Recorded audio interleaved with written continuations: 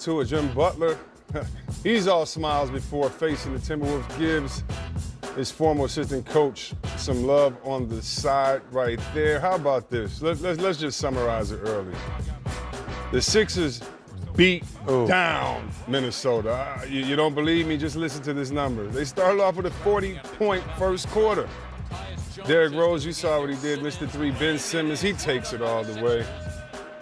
26-17. Embiid, you want some Embiid? We'll give you some Embiid, but first we'll give you the steal. Where is he? Oh, he's running the court. That's where he is. I know you didn't think he was going to score on that play. McDonald hooked him up, and you want a little bit more of Embiid? Yeah, that was him for the layup, and then now how about that? Bang!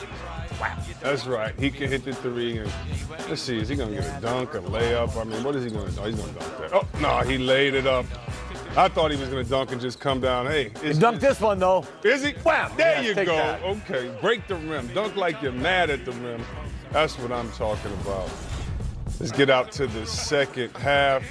Embiid now plays facilitator. He gets it out to Butler, who shot efficiently tonight, and it didn't seem like he rushed any shots. He played within himself, K-Mac. Nah, you know what? You thought he might kind of come out here and say, hey, I'm taking this personal against the Wolves, but you saw his shots there. Wide open three, dunk on a nice play out of a timeout, and just he played well within himself, and their defense was solid. And what I like how their defense, they ran. They got the ball and ran when their defense got stopped. So exciting. Ben Simmons, we talked to him a little bit earlier. Again, it was an official beat down, 149 to 107. Would love to hear what Cat Towns says is the reason for them playing so bad tonight. Matter of fact, I think he's live with the media now. It falls on all of us. You know, it's so we as a collective group, we got to look at ourselves in the mirror and say, you know, we got our ass kicked today, and we got to be ready. You know, they're going to come in March into Minnesota with a lot of confidence, so we're going to have to fix that by March. Defensively, tonight, communication, is that again the main issue, or is it more of an effort? Score 100, close to 150 points. It's more than just communication. It was us. We coaches got a great game plan, gave us something great to work with. We just didn't go out there and care at all what they said, and as a collective group. And like I said, that's why we lost. You guys just have talked to each other then about bouncing back? How do you kind of move forward from this? I mean, it's just NBA. That's how it is, you know.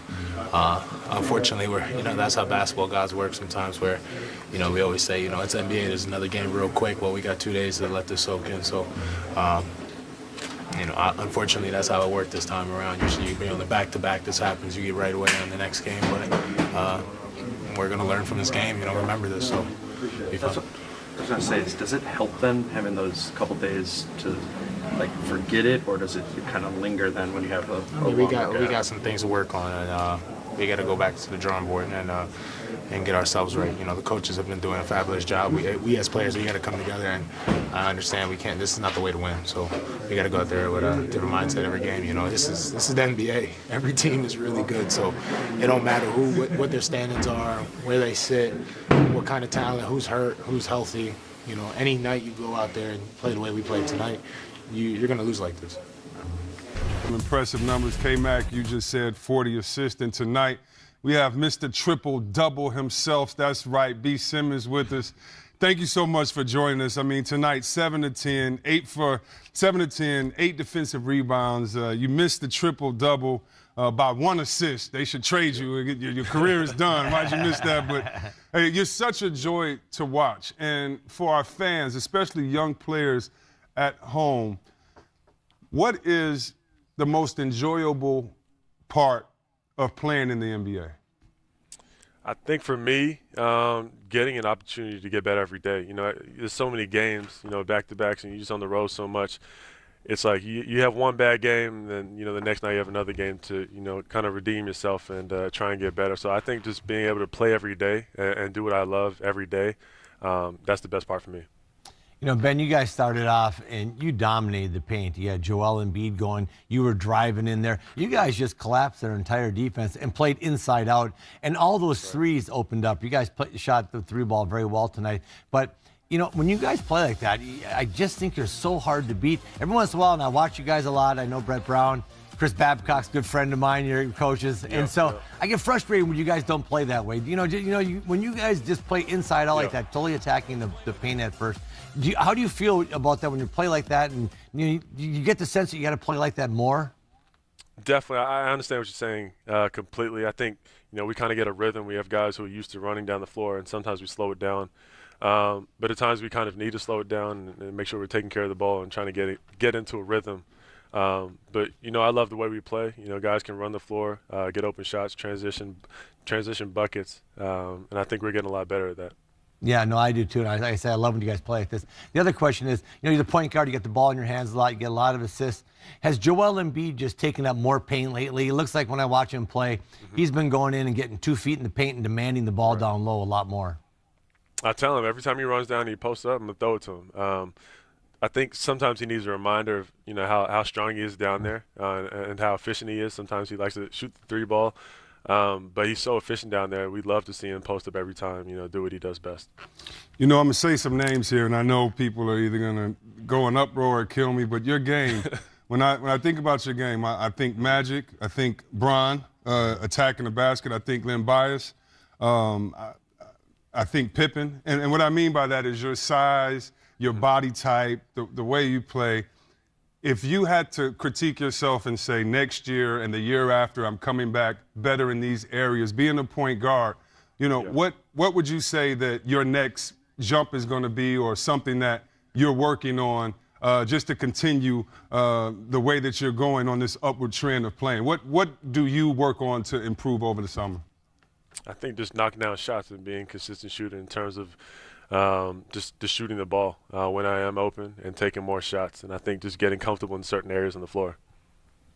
Tonight was one of those games where Jimmy was playing against his old team and all kinds of stuff happened when he left there. Yeah. Was there any talk in the locker room about, man, let's go get this one? Or did you guys, as a group, say anything to each other? We know we needed this game. And I think everybody was kind of locked in mentally. I saw Jimmy before the game. He was definitely locked in. But I think, we always have the same mindset no matter who we play. We got to come out and get wins. We're going to let you go, B. Simmons, but we usually see you warming up with your headphones on, man. Who are you listening to today? It depends who's there. I like Gunna. Okay. He's nice. Oh, little baby, yep. All right, that's what's up, man. Hey, thank you so much for joining this great game tonight. And we're a big fan of yours. Always enjoy watching you play. That's the man, Ben Simmons. Tell Joel, more paint, more paint, more paint. Tell Mikhail. Gotcha. I'm going to tell him right now. Hold on. I'm telling him. That's right. That's the man, Ben Simmons. And he's going back to... Welcome back to Players Only.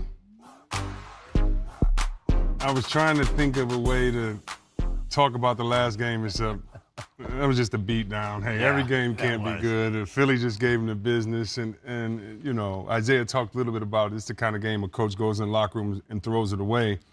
But it's also the kind of game, even though the coach throws it away, the leader goes to guys like, hey, we can't, I know this, we're not going to panic, but we can't let this happen anymore with big games because, K-Mac, my thing with young teams is when do you have the chance during the season to play games that have a playoff atmosphere or you're really ticked off at someone?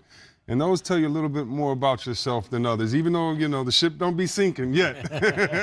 But, and when you look at the body language of and the style of play tonight, of the Sixers. I'm not going to speak for you, but knowing you like I do, I think you were pretty happy with them playing inside and out and sticking to their game plan tonight. Yeah, they had 40 assists, which I like because that means the ball's moving, the Sixers. Then they jammed it inside and started inside and worked their way out. And the three-point line opened up because of all the penetration they had in the paint. And that's the way the game, I think, should be played. And not every team has an Embiid, of course. But when you got a horse like that, give him the ball. Yeah. I mean, he had 31 points on 17 shots. Yeah. Really efficient.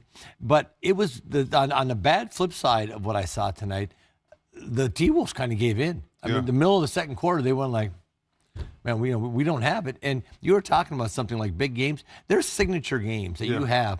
And even if your team goes out and just fights like crazy, if you're Ryan Saunders, the coach, and you lose a tight game, you feel good, man. You feel bad right now. If you're looking at it and say, wait a minute, this is the guy kind of basically cursed us all out. Jimmy Butler left. Come on. Said you need me. Yeah, left and said, you want me on that wall. Exactly. You need me on that wall. And this is the effort that you give, man. That kind of surprised me. So they got a long way to go. Ryan's got a lot of work to do with that team. But on the flip side, getting back to the Sixers, man, if they play like this, they're a problem because there's not a lot of teams can handle that big horse on the inside.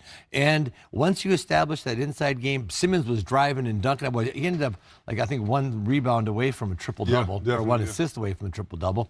And you establish that that's big. You put foul trouble on them. You've got them collapsed. You got everybody inside. Then the shooters make shots. So I like the way Philly played. Me too, and it's more consistent that way. Like you said, it doesn't start with, hey, let's see who makes the official card of the NBA.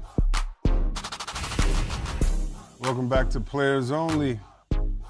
83 points for Philadelphia. They are getting money out there, just toying, playing around with the Minnesota Timberwolves. Chris Webber, Kevin McHale here. Kevin, you know, we were excited about this game coming in because we knew all the history between both teams. The fact that Butler basically, let's just be honest, went in and punked the Minnesota team. The fact that Wiggins has been playing better since he's gone. I mean, sorry, the fact that Towns has been playing better since he's gone. The fact that we want to see Wiggins step up and be that number 2 alpha on that team. And for me personally, to fans out there, I would always try to think of something to be pissed about before I played the game. Okay. And before this game, no more needed than to say, I'm playing for my boy Towns, Kevin Mack, whoever, we got your back today, or I'm about to show you what we're going to do. And so when you have games like this, I don't necessarily think it's to the leadership, but it speaks a little bit to the attitude of the team in the locker room, coming out, getting beat like this with the body language being kind of a defeatist attitude, it looks like. You know, Philly's run on them, got in the paint. They've got everything they wanted. You know, they're attacking the glass. They're getting out in transition, getting easy baskets, getting threes. They're just toying with them right now. And you know, we talked about it at the top of the show. I really thought that the Towns Embiid matchup would decide who wins this game. Right now, it's all Embiid. I mean, Towns, you know, played okay, but I mean, this guy right here, I like the way he doesn't settle. You know what I mean? He gets in there. Look at that nice little patient footwork, jump. That's a monster shot. You know, and again, he's not going to settle because, Chris, we've seen him shoot this shot a lot of times, and we've all both said, put the ball on the floor. He gets it on the floor, goes in there and gets a little offensive tipping on his own shot.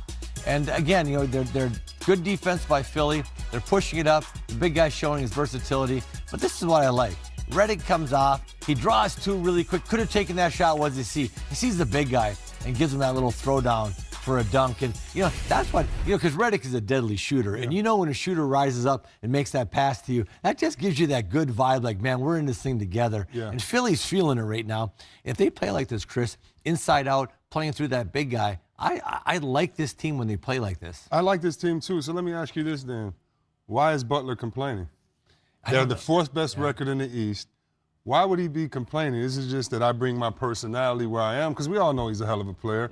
I don't think he's as good as the respect he's getting to be able to talk this much in the locker room. That's my opinion. You're not that good to come over here and talk before Katz and Wiggins or before Embiid, and by the way, Simmons. I don't understand that. But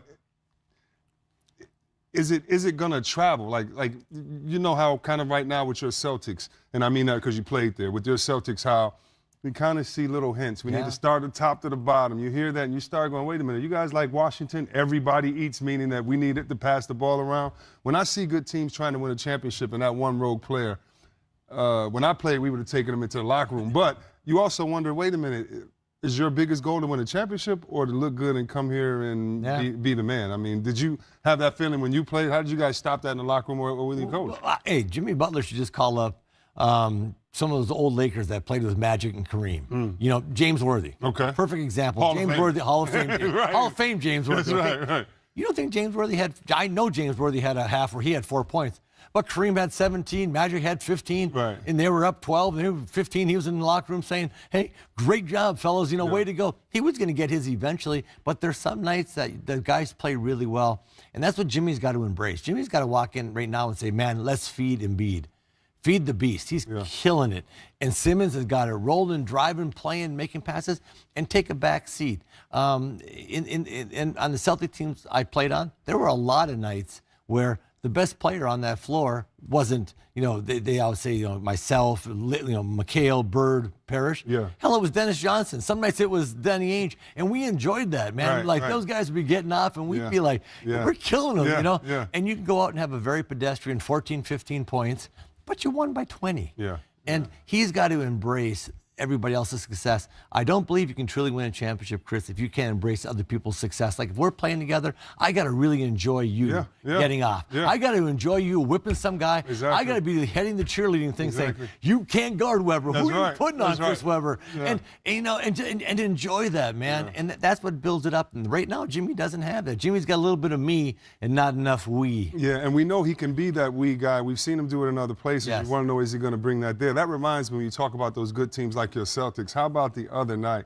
Kevin Durant, he's hot, he's scoring, and he gives it back to Curry. Curry throws it back to him. He's like, no, this is your game. Curry hits the big three. But that's what you talk about. Enjoy seeing your teammates winning. And that play between Redick and Embiid, I think that's indicative of that type of play. Let's play with them this play, get a dunk, and I'll shoot it the next time. But that's just our opinion on Players Only. And let's see what Albert E. Russell has to say. The network barber deserves a medal. He keeps you crispy. You're right. That's my man, Marcus Graham. Marcus Harvey. I'm sorry. My brother's Marcus Graham. That's another thing. Marcus Harvey. My bad, Marcus. He's the man. Appreciate you, Albert. This is Players Only, though. We'll be right back.